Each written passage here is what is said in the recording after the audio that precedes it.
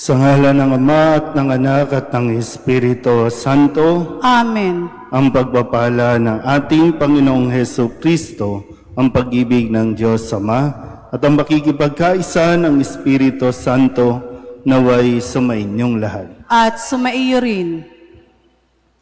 Mga kapatid, aminin natin ang ating mga kasalanan upang tayo'y maging marapat gumanap sa banal na pagdiriwang. Inaamin ko sa makapangyarihang Diyos at sa inyo mga kapatid na lubha akong nagkasala sa isip, sa salita at sa gawa at sa aking pagkukulang. Kaya isinasamo ko sa mahal na Birheng Maria, sa lahat ng mga anghel at mga banal, at sa inyo mga kapatid, na ako'y panalangin sa Panginoong ating Diyos. Tawaan tayo ng makapangyarihang Diyos, patawarin tayo sa ating mga kasalanan, at patnubayan tayo sa buhay na walang hanggan. Amen. Panginoon, kaawaan mo kami. Panginoon, kaawaan mo kami. Kristo, kaawaan mo kami. Kristo, kaawaan mo kami. Panginoon, kaawaan mo kami. Panginoon, kaawaan mo kami. Manalangin tayo. Ama naming makapangyarihan, niloob mong sa pagkasilang at pagkamatay, ang iyong anak ay pangunahan ni San Juan Bautista. Ang kanyang pagpapakasakit para sa matapat mong katotohanan at ang kanyang pagsisikap na sundin ang loob mong makatarungan ay amin nawang dibdibang mapanindigan sa pananalig sa iyong aral sa pamamagitan ni Heso Kristo kasama ng Espiritu Santo magpasawalang hanggan. Amen.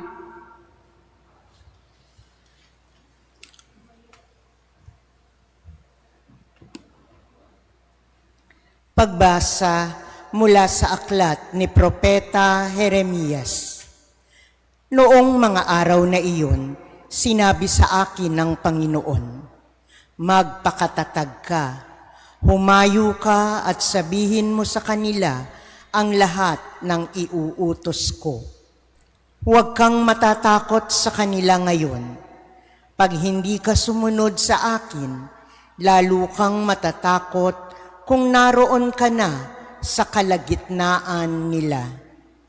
Pakinggan mong mabuti ito, Jeremias. Ang bawat isa sa lupaing ito, ang mga hari ng Huda, ang mga pinuno, ang mga saserdote at ang buong bayan ay sasalungat sa iyo. Ngunit gagawin kitang sintibay ng isang lunsod na naliligid ng mga muog, sintatag ng haliging bakal o pader na tanso. Hindi kanila matatalo sapagkat ako ang mag-iingat sa iyo. Akong Panginoon ang nagsasabi nito. Ang salita ng Diyos. Salamat sa Diyos. Patuloy kong isasaysay ang dulot mong kaligtasan. Patuloy kong isasaysay ang dulot mong kaligtasan. Sa iyo lang, Panginoon, lubos akong nananalig. Huwag mo akong pabayaang mapahiya at malupig. Tulungan mo ako ngayon, yamang ikaw ay matuwid. Ako sana ay sagipin, sa daing ko ay makinig. Patuloy kong isasaysay ang dulot mong kaligtasan. Ikaw nawa ang muog ko at ligtas na kakanlungan, matatag na kublihan ko at matibay na sanggalang. Sa lahat ng masasama, O Diyos, ako'y ipaglaban. Sa kuko ng mababagsik, huwag mo akong pabayaan. Patuloy kong isasaysay ang dulot mong kaligtasan. Panginoon, sa iyo ko inilagak ang pag-asa. Maliit pang bata ako, sa iyo'y may tiwala na. Sa simula at mula pa, wala akong inasahang mag-iingat sa sarili, kundi tanging ikaw lamang. Kaya naman ikaw poon, pupurihin araw-araw. Patuloy kong isasaysay ang dulot mong kaligtasan. Pagkat ikaw ay dakila, patuloy kong isasaysay, maghapon kong ihahayag ang dulot mong kaligtasan. Sa pulpa sa pagkabata, ako'y iyong tinuruan. Hanggang ngayoy sinasambit ang gawa mong hinangaan. Patuloy kong isasaysay ang dulot mong kaligtasan.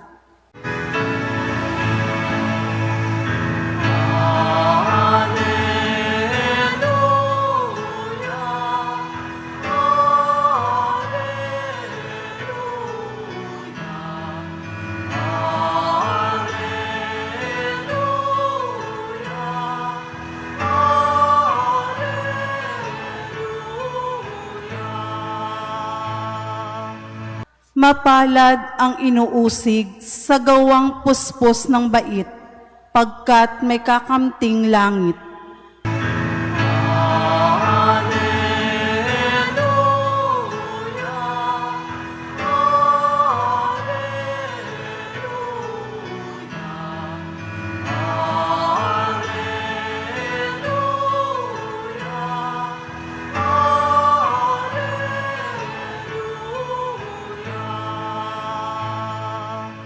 Sumainyo ang Panginoon. At sumaiyo rin. Ang mabuting balita ng Panginoon ayon kay San Marcos. Papuri sa iyo, Panginoon. Noong panahong iyon, si Herodes ang nagpahuli, nagpagapos at nagpabilanggo kay Juan dahil kay Herodias.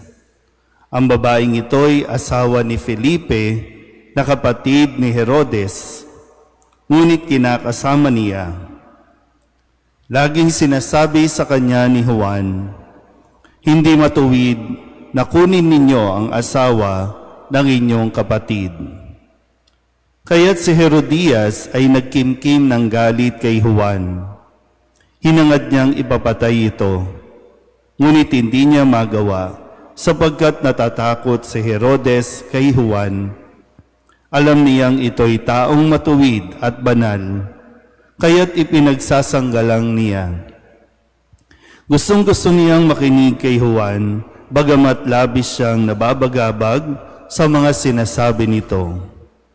Sa wakas, ay nagkaroon ng pagkakataon si Herodias nang anyayahan ni Herodes sa kanyang kaarawan ang kanyang mga kapatid, mga pinuno, mga kagawad, mga pinuno ng hukbo at ang mga pangunahing mamamayan ng Galilea.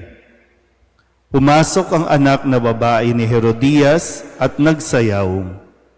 Labis na nasiyahan si Herodes at ang mga panauhin, kaya't sinabi ng hari sa dalaga, "Hingin mo sa akin ang anumang ibig mo at ibibigay ko sa iyo." At naisumpa pa niyang ibibigay kahit ang kalahati ng kanyang kaharian kung ito ang hihilingin. Lumabas ang dalaga at tinanong ang kanyang ina, "Ano ang hihingin ko?" "Ang ulo," ni Juan Bautista, sagot ng ina. Dali-daling nagbalik ang dalaga sa kinaroroonan ng hari. "Ang ibig ko po'y ibigay ninyo sa akin ngayon din sa isang pinggan ang ulo ni Juan Bautista." Sabi niya. Labis na nalungkot ang hari, ngunit dahil sa kanyang sumpa na narinig ng kanyang mga panauhin, hindi niya matanggihan ang dalaga. Kaagad niyang iniutos sa isang bantay na dalhin sa kanya ang ulo ni Juan. Sumunod ang bantay at pinugutan si Juan sa bilangguan. Inilagay ang ulo sa isang pinggan at ibinigay sa dalaga. Ibinigay naman iyon ng dalaga sa kanyang ina. Nang mabalitaan ito ng mga alagad ni Juan, kinuha nila ang kanyang bangkay at inilibing. Ang mabuting balita ng Panginoon. Pinupuri ka namin, Panginoong Heso Kristo.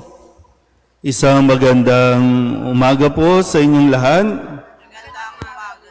Ngayon po ay ating ginugunita ang pagpapakasakit ni San Juan ang tagapagbinyag, kung saan kanya rin pong natamo ang pagkamartir. 2 beses nating ipinagdiriwang si San Juan Bautista, ang kanyang pagsilang at ang kanyang kamatayan. At maganda na mapaalalahanan tayo sa araw na ito sa halimbawa ni San Juan Bautista ng pagpapakita ng katapangan.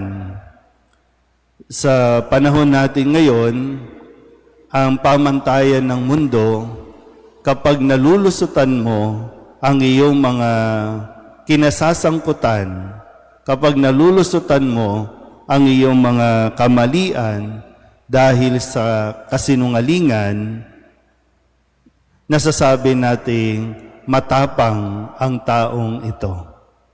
Yan ang pamantayan ng mundo. Pero ngayon, muli binabalik tayo ng tunay na katapangan ay naipapakita kung paano tayo maninindigan sa katotohanan. Hindi lang basta yung naniniwala tayo o pinaniniwalaan nating ito ang totoo, kundi yung kaya din nating magpahayag o ipahayag ang katotohanan sa kahit sino ang iyong kaharap.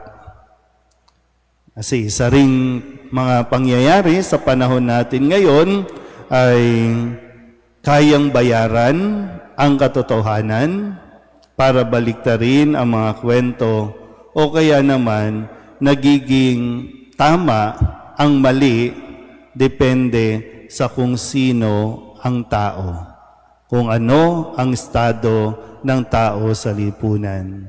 Kaya ngayong sa pahayag ni Propeta Jeremias, ng kanyang sabihin at ipahayag, magpakatatag ka. Humayo ka at sabihin mo sa kanila ang lahat ng iniuutos ko. At isa dyan ay, huwag kang makikiapid. Kaya nga sa Ebanghelyo, ito ang kasalanan ni Herodes, ni Herodias. Pero matindi pa, kasi alam mo ng asawa ng kapatid mo, kinakasama mo. Pero dahil nga sa estado nila sa lipunan, may mga katungkulan, kaya walang naninita, walang gustong magsalita. Sounds familiar ba? Kapag presidente, okay lang. Diba? Ganun ang pag-uugali natin ngayon. Kapag presidente, okay lang.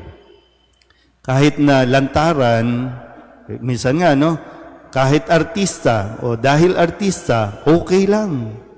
Dahil sikat, makapangyarihan, dahil maraming pera, okay lang. Kaya nagiging normal na kahit na may kinakasama na, kahit may asawa na, lantaran na naglalakad at ibinubuyang-yang ang mga relasyon na hindi naman dapat. Wala na yung pagiging discreet ba o kaya yung delikadesa na alam naman nating hindi ka ang asawa, alam mo namang may asawa ka, pero kung, di ba, ito yung nangyayari na ginagawa natin normal at para nga, di ba, ang isang paraan na ginagawa ng mga mambabatas natin, sige, para walang problema, di magkaroon tayo ng divorce. Illegal, gawin nating legal yung mga pagsasama ng hindi dapat. Pero yun nga po, kailangan natin ng mas maraming San Juan Bautista na kahit mapugutan ng ulo, hindi matatakot magsalita ng katotohanan kahit sino ang kaharap mo. Kahit na pinakamababa nalaylayan sa lipunan o pinakamataas na may katungkulan sa lipunan, kailangan natin magpahayag at dapat tayong magpahayag ng katotohanan. Ngayon, hindi lang tungkol sa pagsasama, hindi lang tungkol sa pakikiapid. Ano bang mga utos pa ng Diyos? Diba? Huwag kang magnanakaw. O, pag nabigyan ng pera, kapag yung bang, ano ang tawag doon? Yung nakaka-share ka sa kayamanan ng iba, titikom ang bibig. Kaya ngayon, diba, pinag-uusapan natin ngayon, bilyong-bilyong pagnanakaw, mga flood project, mga ghost project, kahit na tao, nagiging ghost employees, pero walang gustong magsalita dahil nalalagyan. So, maraming takot. Yan bang ibig sabihin? Maraming tao ngayon ang takot na magsalita ng katotohanan. Kasi pag nagsalita ka ng katotohanan, ikaw pa ang lalabas ng masama. Ikaw pa ang lalabas na naninira ka ng diskarte. Ginugulo mo. Di ka na lang sumang-ayon, di ba? Ikaw pa ang walang pakisama. Pero sabi nga ulit, no? Magpakatatag tayo. Huwag tayong matakot, magpahayag ng katotohanan. Pero hinay-hinay lang, no? Huwag naman yung basta-basta ka na lang nagsasalita na wala ka naman talagang katunayan o katibayan. Kaya kailangan mo ihanda ang iyong sarili. Kasi ngayon, kung sino ang nagsasalita ng katotohanan, yan ang pupuntiryahin ng mga bashers, yan ang pupuntiryahin ng mga trolls. Dahil isa ring katotohanan, isang hanap buhay na rin ngayon ang magsinungaling. At maraming tao ang yumayaman sa pagsisinungaling. Kaya nawa, muli, sa katulad ni San Juan Bautista, maging matapang tayo sa pagpapahayag ng katotohanan kahit pugutan pa tayo ng ulo. Amen?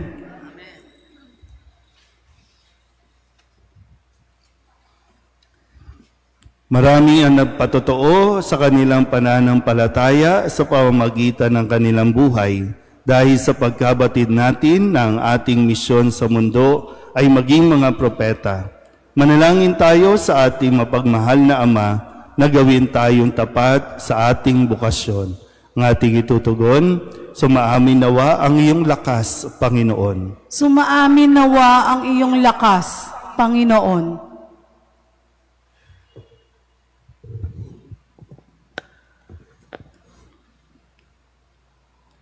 Ang simbahan naway may tapang natuparin ang kaniyang propetikong misyon na ipahayag ang ebanghelyo ng walang takot o kompromiso. Manalangin tayo sa Panginoon. Sumaamin nawa ang iyong lakas, Panginoon. Ang mga naglilingkod sa pamahalaan naway magkaroon ng budhing matatag na nakabatay sa katapatan at moralidad. Manalangin tayo sa Panginoon. Sumaamin nawa ang iyong lakas, Panginoon. Ang ating pamayanan naway manindigan at magsalita para sa katarungan at dignidad ng tao. Manalangin tayo sa Panginoon. Sumaamin nawa ang iyong lakas, Panginoon. Tayo naway hindi panghinaan ng loob dahil sa mga pagsubok sa buhay, bagkus higit na maging matatag sa pananampalataya sa pamamagitan ng mga ito. Manalangin tayo sa Panginoon. Sumaamin nawa ang iyong lakas, Panginoon. Ang mga nasa bingit ng kamatayan, naway pukawin ng sigla ng pangaral at halimbawa ni San Juan Bautista. Manalangin tayo sa Panginoon. Sumaamin nawa ang iyong lakas, Panginoon. Idulog din natin sa Panginoon ang ating mga personal na kahilingan at mga panalangin para sa ating mga pamilya, kasama din ang mga kahilingan ng mga nanonood sa online. Lahat ng mga misang pasasalamat, espesyal na intensyon, agarang paggaling ng mga may sakit, tang lahat ng mga kaluluwa na inihiling na ipagdasal sa misang ito.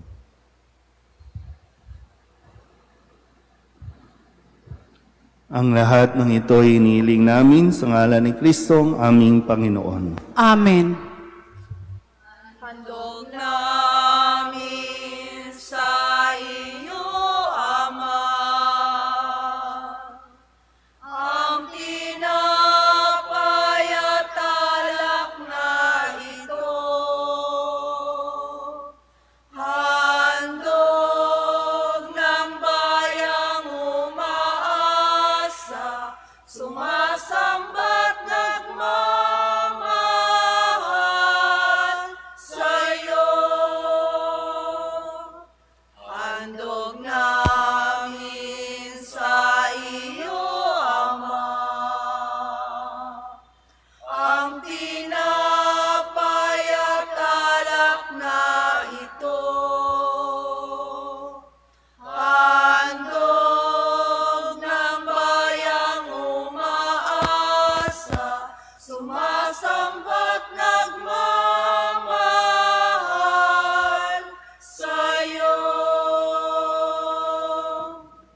Manalangin kayo mga kapatid upang paghahain natin ay kalugdan ng Diyos amang makapangyarihan. Tanggapin nawa ng Panginoon itong paghahain sa iyong mga kamay, sa kapurihan niya at karangalan sa ating kapakinabangan at sa buong sambayanan niyang banal. Ama naming lumikha, sa aming paghahain ngayon ng mga alay, ipagkaloob mo ang tuwid na landas na ipinangaral ni San Juan sa ilang at sa dugo niyang dumanak ay matapang niyang tinatakan sa pamamagitan ni Jesucristo kasama ng Espiritu Santo magpasawalang hanggan. Amen. Sumainyo ang Panginoon. At sumaiyo rin. Itaas sa Diyos ang inyong puso at diwa. Itinaas na namin sa Panginoon. Pasalamatan natin ang Panginoong ating Diyos. Marapat na siya ay pasalamatan. Ama naming makapangyarihan, tunay ngang marapat na ikaw ay aming pasalamatan sa pamamagitan ni Jesucristo na aming Panginoon. Dinadakila namin ang pagtatalaga sa pinili mong sa Kanya'y manguna, ang tagapagbinyag na si San Juan Bautista. Sa lahat ng isinilang siya'y iyong itinangi, at sa ligaya ng marami siya'y naging sanhi. Bago pa siya iluwal, kanya nang ikinagalak ang pagdating ng tagapagligtas ng lahat. Sa tanang propeta, siya lang ang nagpahayag na narito ang korderong sa lahat magliligtas. Siya pa rin ang tagapagbinyag na gumanap sa nagpabanal sa tubig at nagutos magbinyag, na tapat niyang pinanindigan kahit dugo niya'y dumanak. Kaya kaysa ng mga anghel na nagsisiawit ng papuri sa iyo nang walang humpay sa kalangitan, kami nagbubunyi sa iyong kadakilaan.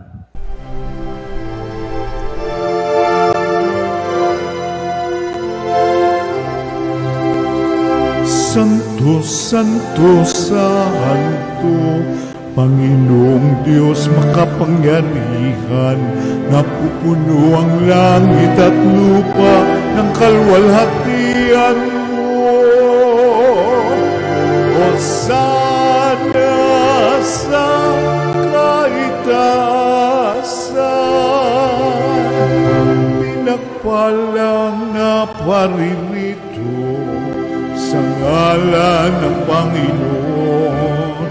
Hosana sa kaitaasan.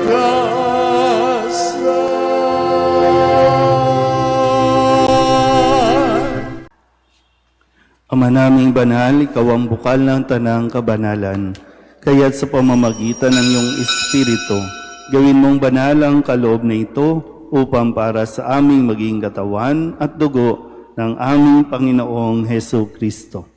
Bago niya pinagtiis ang kusang loob na maging handog, inawakan niya ang tinapay, pinasalamatan kaniya, pinaghati-hati niya iyon, iniabot sa kanyang mga alagad at sinabing, Tanggapin ninyong lahat ito at kanin, ito ang aking katawan na ihahandog para sa inyo.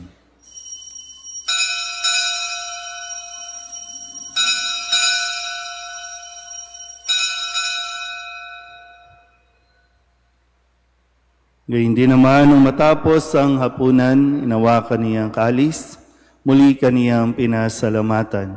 Iniabot niya ang kalis sa kanyang mga alagad at sinabi, tanggapin ninyong lahat ito at inumin. Ito ang kalis ng aking dugo, ng bago at walang hanggang tipan. Ang aking dugo na ibubuhos para sa inyo at para sa lahat, sa ikapagpapatawad ng mga kasalanan. Gawin ninyo ito sa pag-alaala sa akin.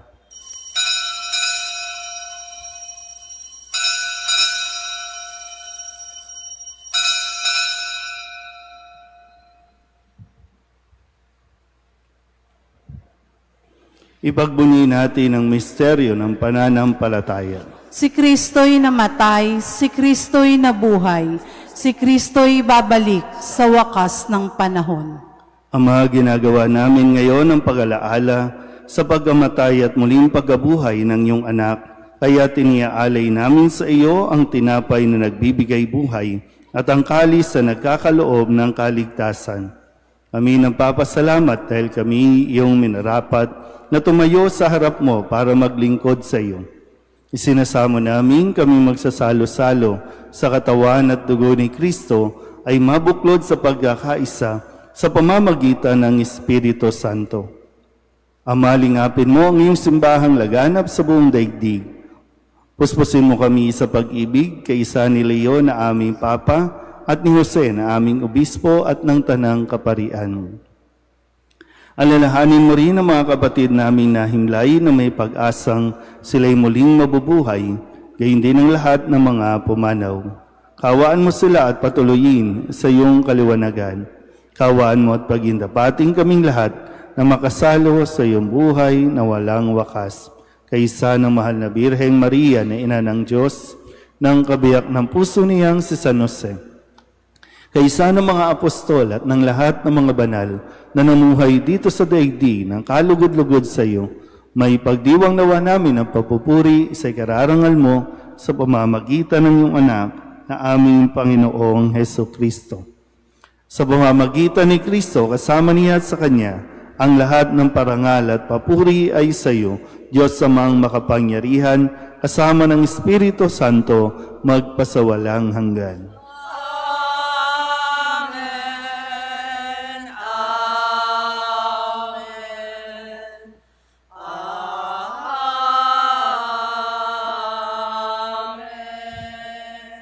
Sa tagubilin ng manakagagaling na utos at turo ni Jesus sa Panginoon natin at Diyos, ipahayag natin ang lakas loob.